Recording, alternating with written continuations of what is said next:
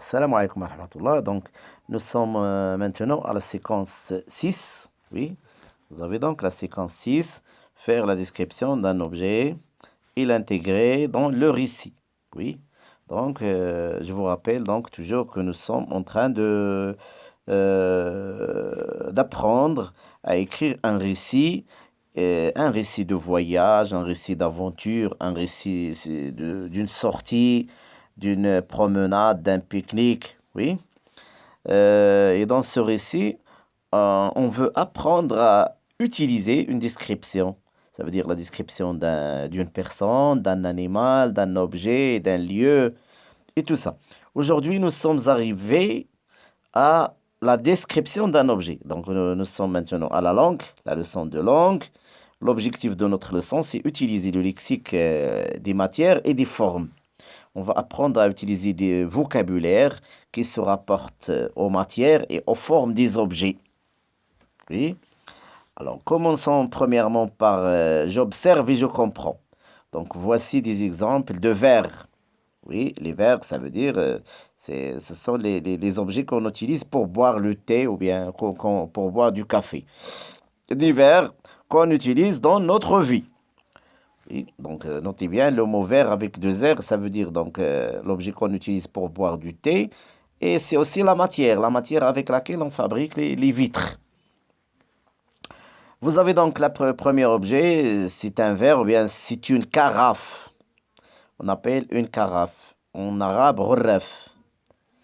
Une carafe. D'ailleurs, le mot rurref, oui, il est très proche de mots français. Je crois que c'est le français qui a emprunté le mot. Donc là, vous avez un verre. C'est un verre en porcelaine ou bien en plastique, je ne sais pas exactement. Et là aussi un autre verre, la forme d'un verre en carton, je ne sais pas. Là, vous avez une carafe en terre. Oui, c'est de la terre. Oui, là, c'est le plastique. C'est un verre en plastique. Et là, un verre en porcelaine ou bien en faïence. Et là, c'est un verre en verre. Un verre en verre. Ça s'appelle le verre, un verre, comme vous avez ici, il est écrit en crayon, mais il est en verre. Donc la matière s'appelle le verre et l'objet s'appelle le verre aussi.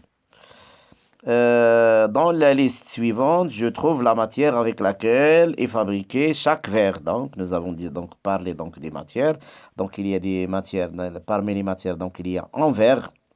Il est fabriqué en verre comme le dernier objet, le dernier verre, en cristal. Oui, certains verres sont fabriqués en cristal qui brille, d'autres en carton et des verres en plastique, des verres en poterie. La poterie, c'est la terre. C'est ce que j'ai appelé la terre, comme ça. Oui, c'est la terre. Ou bien la poterie. En bois. Le bois, c'est la matière avec laquelle on fabrique des chaises, des bureaux, des portes, des tableaux, et ainsi de suite. En céramique. La céramique, c'est ça. C'est comme ça. C'est la matière avec laquelle on fabrique les gâchettes, avec lesquelles on éteint la lumière, avec laquelle on fabrique aussi des plats. Vous avez des plats en céramique à la maison, dans la cuisine. J'énumère d'autres objets fabriqués par ces matières en utilisant l'expression suivante. Donc maintenant, on va apprendre à utiliser la phrase pour parler de la matière. Par exemple, ce ou bien cette plus le nom de l'objet est fabriqué avec de plus le nom de la matière. Oui. On peut aussi utiliser ce ou bien cette, le nom de l'objet, et en. On peut utiliser seulement le verbe être et en plus la matière. Voici l'exemple. La carafe est fabriquée avec de la terre ou bien avec de la poterie. Oui, vous avez ici le mot poterie. Oui. Cette carafe est en terre, ou bien en verre, ou bien en plastique, ou bien, oui, n'importe quoi. Donc on dit, il est fabriqué avec du plastique, ou bien il est en plastique. C'est à vous de choisir. Exercice 3. Je cite des objets fabriqués avec l'une des matières suivantes. Donc la céramique, donc la gâchette, comme je dis, hein, les plats, la cuisine. Une écuelle, oui, les écuelles. Oui, à la maison aussi, on peut les fabriquer avec, pour boire la soupe, on utilise des écuelles. Vous avez encore le cuir. On peut fabriquer des jaquettes de cuir, des chaussures. Les chaussures, généralement, sont fabriquées en cuir. Des cartables. Oui, il y a des cartables en plastique et des cartables en cuir. Et vous avez encore l'autre matière, c'est l'or. Oui, les objets qu'on peut fabriquer avec de l'or, les bracelets, là, les bagues de mariage, le collier qu'on peut mettre dans le cou. Oui, et la laine qui vient de mouton. Avec la laine, on peut fabriquer une djellaba. On peut fabriquer un bonnet, oui, pour le mettre sur la tête. On peut fabriquer des draps, oui, des draps pour les allonger sur le sol de la maison ou bien pour se couvrir aussi. La soie. La soie, donc, vous connaissez la soie. La soie, il est fabriqué par cet insecte qui s'appelle le ver à soie. Le ver à soie, un petit insecte qui fabrique la soie. Alors, avec de la soie, on peut fabriquer un caftan, on peut fabriquer une robe, on peut faire un foulard en soie. Regardez bien, la soie, comment ça s'écrit avec E à la fin. L'argent maintenant. L'argent, avec de l'argent, on peut fabriquer, par exemple, une bague, on peut fabriquer un plateau en argent. On peut fabriquer une chaîne pour la mettre dans la main, ou bien une gourmette en argent. Le bois maintenant. Avec du bois, on peut fabriquer un lit, une porte, une boîte, la boîte. On peut fabriquer aussi un placard, ou bien le placard en bois. Voici donc les matières les plus utilisées. Donc, l'essentiel, c'est de connaître les noms de ces matières-là et de savoir les utiliser. 4. Je dégage oralement la couleur de ces verres et leur forme. Donc, il n'y a pas de verre ici. Ils ont oublié de mettre les photos. On passe à 5. Voici des formes d'objets qui nous entourent. Donc, il y a des objets qui sont comme ça, qui ont cette forme. On dit qu'ils sont circulaires. Ou bien ils sont ronds. Ronds ou bien circulaires. Les objets qui ont cette forme, ils ressemblent à un triangle. Là, ils ressemblent à un cercle. Et là, ils ressemblent à un triangle. Donc, ils sont triangulaires, l'adjectif. Les objets qui ont cette forme ont la forme carrée.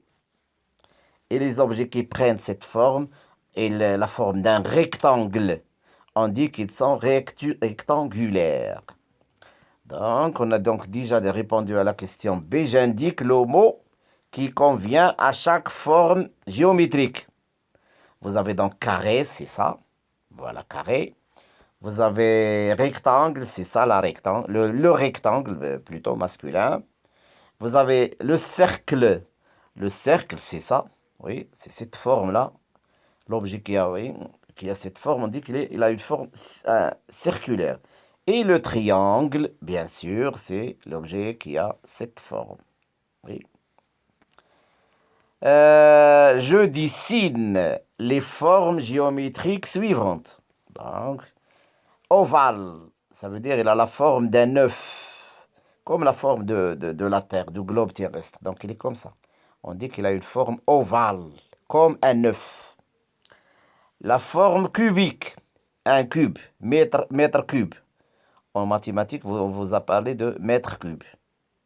Oui, pour connaître la quantité d'un liquide, on peut le mesurer par mètre cube.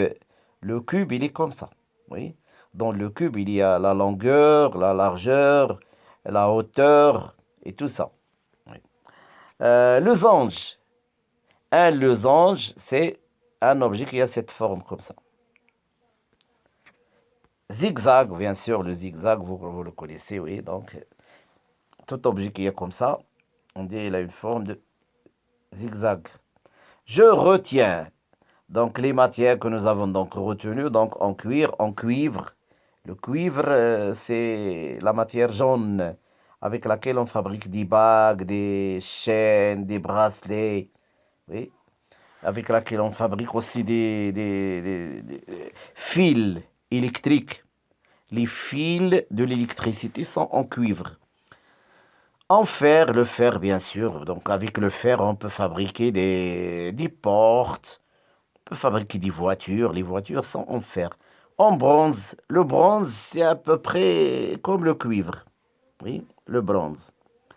Et vous avez donc encore carré, donc les formes. Il y a des formes carrées, rectangulaires, losangiques. Voilà donc pour la première page. Oui, pour les formes et pour les matières. Je souhaite que vous reteniez bien ces mots pour que vous puissiez les utiliser prochainement.